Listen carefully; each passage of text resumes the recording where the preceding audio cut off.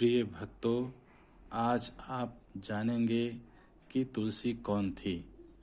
राक्षस कुल में जन्म लेने के बाद भी क्यों तुलसी भगवान विष्णु को अति प्रिय होती है।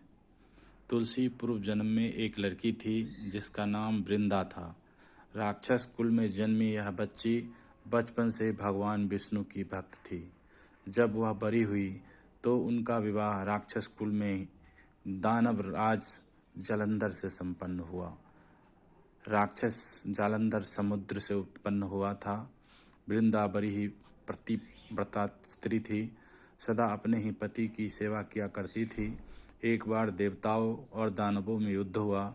जब जालंधर युद्ध पर जाने लगे तो वृंदा ने कहा, स्वामी, आप युद्ध पर जा रहे हैं। आप जब तक युद्ध में रहेंगे मैं पूजा में बैठकर आपकी जीत के लिए अनुष्ठान करूंगी।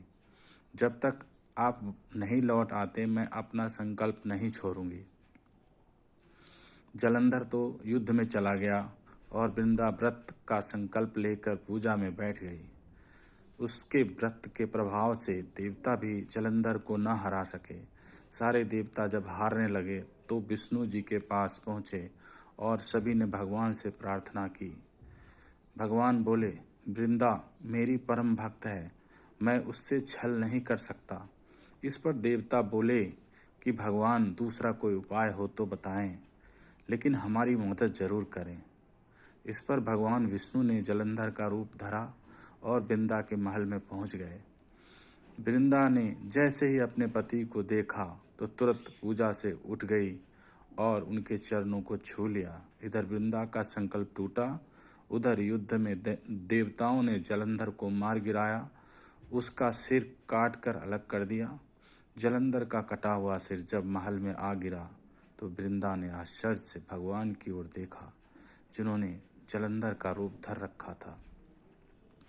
इस पर भगवान विष्णु अपने रूप में आ गए पर कुछ बोल न सके। वृंदा ने कुपित होकर भगवान को श्राप दे दिया कि वे पत्थर के हो जाएं।